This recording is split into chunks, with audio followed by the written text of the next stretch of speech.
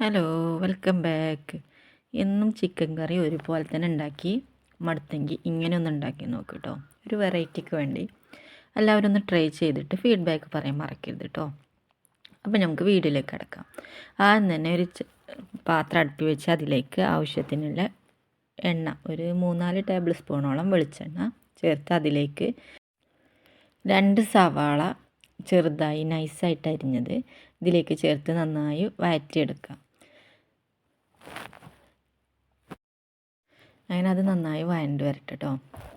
അതിന് ശേഷം 2 ടേബിൾ സ്പൂണോളം ഇഞ്ചിയും വെളുത്തുള്ളിയും ചതച്ചത് ഇട്ടുകൊടുത്ത് ഇതിൻ്റെ റോസ് സ്മെല്ല് മാറുന്നത് വരെ നന്നായി മിക്സ് ചെയ്തെടുക്കുക. അതിന് ശേഷം ഒരു തക്കാളി ചെറുതായി അരിഞ്ഞത് കൂടിയും ചേർത്ത് ഇത് നന്നായി വേവിച്ചെടുക്കുക. ഇനി ഇതിലേക്കുള്ള മസാലപ്പൊടികൾ ചേർക്കുക കേട്ടോ. 1.5 ടീസ്പൂണോളം മുളക് പൊടിയും 2 ടീസ്പൂണോളം മല്ലിപ്പൊടിയും 1 ടീസ്പൂണോളം മഞ്ഞൾപ്പൊടിയും ചേർത്ത് നന്നായി മിക്സ് ചെയ്ത് ഇതിൻ്റെ റോസ് സ്മെല്ല് മാറുന്ന വരെ നന്നായി മിക്സ് ചെയ്തെടുക്കുക കേട്ടോ.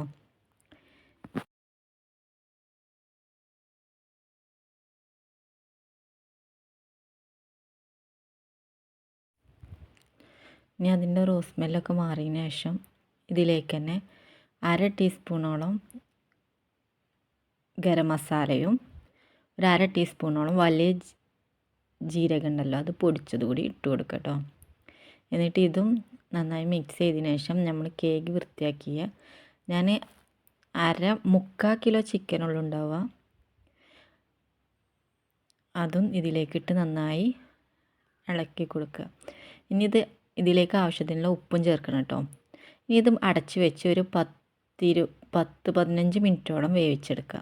കോഴിൻ്റെ വേവ് അത്രയാണ്. അങ്ങനെ അത് നന്നായി വെന്തതിന് ശേഷം ഇതിൽ വെള്ളം ഉണ്ടെങ്കിൽ അത് നന്നായി വറ്റിച്ചെടുത്തിട്ട് തുറന്ന് വെച്ച് ഹൈ ഫ്ലെയിമിൽ തന്നെ നന്നായി വറ്റിച്ചെടുക്കുക. അങ്ങനെ ഇതിലത്തെ വെള്ളമൊക്കെ നന്നായി വറ്റി വന്നിട്ടുണ്ട്. ഇടയ്ക്ക് ഇങ്ങനെ ഒന്ന് ഇളക്കി കൊടുക്കണം കേട്ടോ, അല്ലെങ്കിൽ അടി പിടിക്കും. അങ്ങനെ ഇത് നന്നായി വറ്റി വന്നതിന് ശേഷം ഇതിലേക്ക് നമുക്ക് കുറച്ച് തേങ്ങാപ്പാൽ ഒരു 3/4 കപ്പോളം നല്ല കട്ടിയുള്ള പാൽ തന്നെ ചേർക്കുക കേട്ടോ.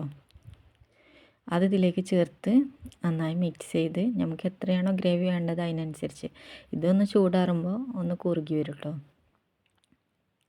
അതിന് ലാസ്റ്റ് ഇതിലേക്ക് 2 തണ്ടോളം കറിവേപ്പില ഉണ്ടല്ലോ അതുകൂടി ഇട്ട് അടച്ച് വെക്കുക. അപ്പോൾ ചൂടാറുമ്പോൾ നമുക്ക് ഗ്രേവി ആയി കിട്ടും കേട്ടോ, ഒന്നുകൂടി കട്ടിയാവും.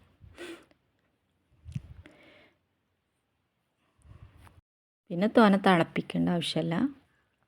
അങ്ങനെ ചൂടാറിയപ്പോൾ കണ്ടില്ലേ, ഇപ്പോൾ വല്ലാതെ നീരൊന്നുമില്ല. അങ്ങനെ ഇത് നമുക്ക് സെർവ് ചെയ്യാം. അങ്ങനെ നമ്മൾ അടിപൊളി ചിക്കൻ കറി റെഡിയായി. എല്ലാവരും ഒന്ന് ട്രൈ ചെയ്ത് നോക്കുക. എന്നിട്ട് നിങ്ങളെ ഫീഡ്ബാക്ക് പറയാൻ മറക്കരുത് കേട്ടോ.